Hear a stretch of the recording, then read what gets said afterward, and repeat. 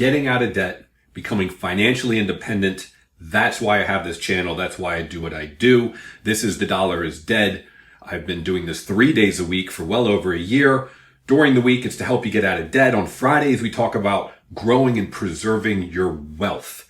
Now, if you're watching this, I've been doing this for over a year. I haven't gotten that many views, really. I'm not sure how useful some of these are. I have a slew of shows on helping you get out of debt with calculators. We'll get into that. But every Friday, we try to help people, or I try to help people not only get out of debt, but understand how to grow their wealth. Because the dollar itself loses value over time, but things like assets can grow. And financial freedom is true freedom. You want to feel true freedom. You want to sleep well at night. Get rid of that debt that's hanging over your head and be able to generate income, passive income from your investments. That's a feeling like none other.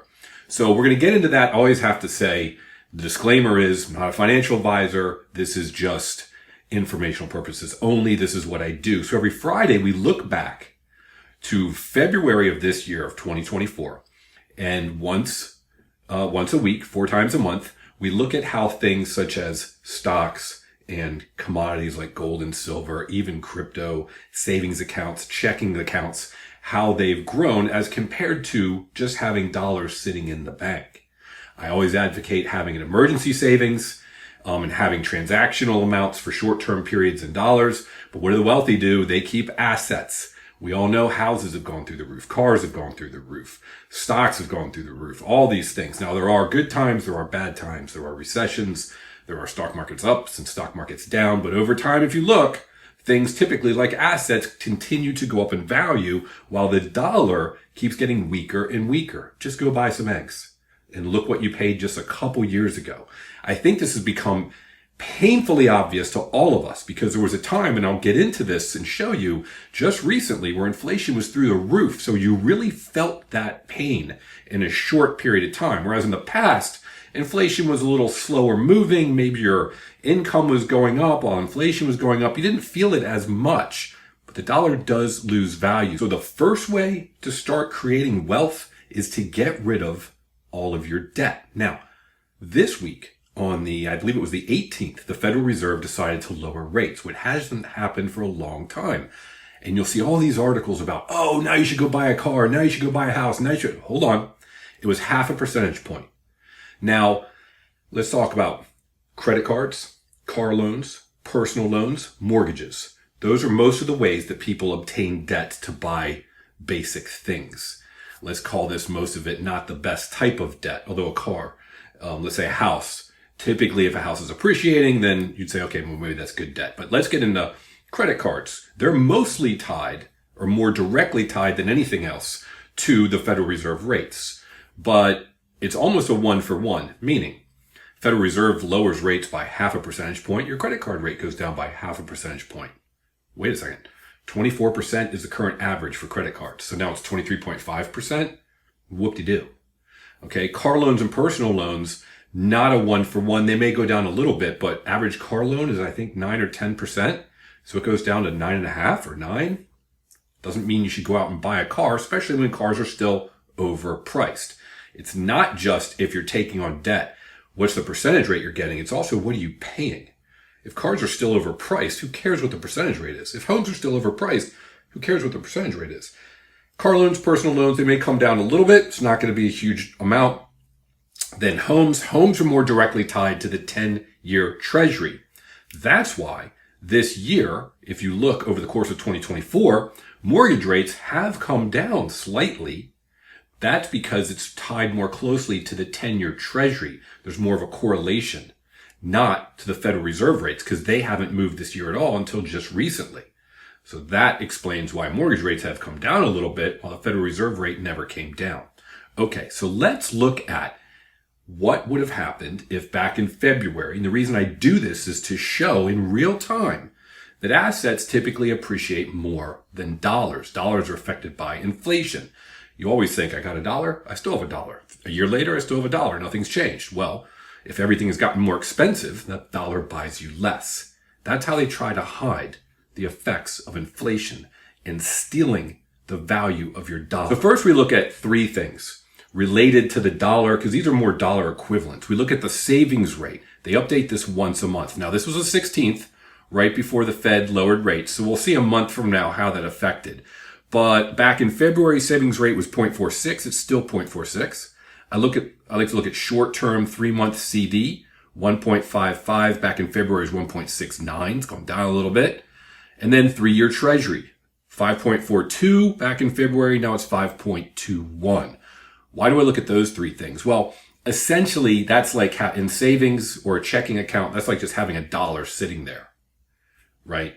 And if you got a 3-month CD, you're just locking up your dollars for a couple months. Well, if inflation's still 3% or worse, then 0.46 or 1.55 or even 5.21 isn't really getting you ahead. So now we're going to look at 4 basic commodities, but we're going to go after gold, silver, and then Bitcoin and Ethereum. I have a show, another channel, I should say, just covers crypto, but these are the 2 largest market cap cryptos. We're just going to look at those. Gold back in February was $2,050. Now it's $2,633. Silver was $22.88. It's $31.45. That is a substantial jump. Bitcoin was $43,000. Now it's $62,000. Ethereum was $22.99. Now it's $25.33. So just look at silver for simple math. It was around $20. Now it's around $30. Okay, so that's a $10 gain on $20. If you bought silver back in February at $20, you would have gained $10. That's a 50% jump. What did we say about savings? Oh, 0.46. 3-month CD, 1.5. In other words, 1.5%. Treasury, 5%. Silver, 50%. All right, that's why we look at holding assets. Now, let's look at just the Dow Jones. Dow Jones, this is for the last year, has been up 21% this year. I'm sorry, for the last 12 months. So if you put money into, let's say, some ETFs that mimic the Dow Jones 30, those are a basket of 30 stocks, you'd be up 20%. S&P 500 over time, the S&P 500 has been shown to be one of the best, easiest investments. You can just buy an ETF and they buy a portion of the top S&P 500 stocks. I don't know why I did this. That would be 10. 500 stocks. It's up 30% over the last 12 months. Substantial difference. The Dow Jones was 38,000 back in February. Now it's 41. It's a couple thousand since February. S&P was 49.58. Now it's 5,600. Again, a huge jump. All right. So now we see that just having dollars sitting in the bank is not going to get you anywhere, but having commodities, having stocks, having securities, and looking at something just like an S&P 500 fund, which you can buy easily through a broker just instantly and then redeem it, sell it instantly. It's almost like having cash because it's very liquid, meaning you can buy it and sell it fast. All right, now let's look at inflation. Now, this is what the media will tell you. Well, over the last year, every month has only been a little less than 4%, a little over 3, 2.5% in August. That's not bad. Hold on a second. Let's look at the last 10 years. You can see in the last year or two, we've had 3 to 4% inflation. But before that, we had 5, 6, 7, 8, 9. This here is why eggs went up so much and every other thing went up so much in price. And then, yeah, over the last year, it's come down. But the prices haven't been coming down at all. They're still going up. And this was never eliminated. We would have to see significantly low inflation, if not de-inflation, to bring those prices back down to where they were back in 2021. So those things are all elevated in price. They haven't stopped going up. So you're getting what, a percent or two in a bank account, yet you're still having high prices and they're still going up. Look at the past. The past 10 years, we were down around 2%, sometimes 0. So this hasn't been wiped out. Don't forget that. That's why cars are so expensive. Homes are so expensive. Food is so expensive. Things have not come down at all. We need a significant drop to make a difference. Okay. Now we were talking about the 2-year Treasury note. What's that? 3.58, 3.6, the 10-year 3.7. Why does that matter? Well, the 10-year is more directly correlated to mortgage rates. So if you look at that over time, over the last year, you can see the 10 years been coming down a little bit. That's right. Mortgage rates have come down. But what really matters? What really matters is inversion. Okay, so let's look at that. Inversion means, if we look at the last 5 years here, that you could get a higher percentage rate on your 2-year Treasury note, locking your money up for 2 years, than you could locking your money up for 10 years. That doesn't make sense. So that is where you see here, it's below the 0 line. That means that during this time, the 2-year was more valuable than the 10. That doesn't make sense. Who cares? Let's look at history. All right, these gray areas, I'll make this short, are bad economic times. Here we see an inversion. It comes out, bad economic times.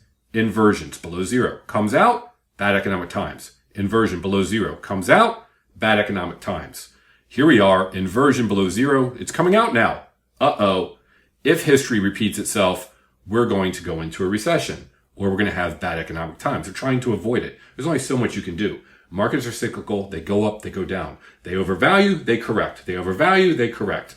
We're humans. We're dumb. We overpay, and then it corrects. We overpay, and then it corrects. You're seeing that in the housing market. That may happen again. Okay. So my goal here is to help you get out of this high interest rate debt, help you save money, and watch these sort of trends. If you go to my YouTube page, and I hope you subscribe so you see more videos, you'll see, for example, these different playlists. If you click play all, it'll start playing the videos. But if you click here, just the title, it'll list them out. And you can see all the different videos on how helping you get out of debt, the different methods, whether it be credit card, loan, mortgages, you name it. And then I've got calculators and it shows you how to use them. There's a link below that'll send you to the calculator page. Here it is. It'll bring you to this page, and they're organized by credit card calculators, car loan calculators, mortgage calculators, all to help you get out of debt. Just to give you an idea, here's a simple one for auto loans. Let's say you were able to pay a little less. You get rid of some bills, and you've got a little extra money to put towards your car. Let's say you have a $20,000 car loan, 10%. It's a 60-month car loan. How many months are left on your loan? Let's say you've paid it off for 12 months already. This is very important. There's 48 months left. And for some reason, you've been able to come up with an extra $200. You started cutting the grass yourself, stopped paying someone else. You were able to lower your electricity bill, whatever.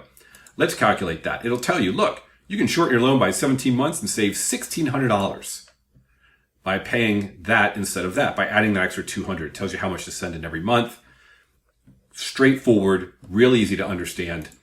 Lots of different loans, videos, help you create a budget, help you make an emergency savings, help you get out of debt, and then like today, help you look at assets and other ways to invest your money so that you can grow your wealth. I hope this is helpful. Please do subscribe. I really appreciate comments below. Like I said, it's been over a year now. I'd love to know that I've been helping people in some way, shape, or form, either get out of debt or save for their futures. If that's you and it's been helpful, please you leave a comment below. Have a great day, and I hope you can get out of debt and create generational wealth for you and your family, because real freedom is financial freedom. And as I say, government and banks, they don't care about you. It's up to you to do it yourself.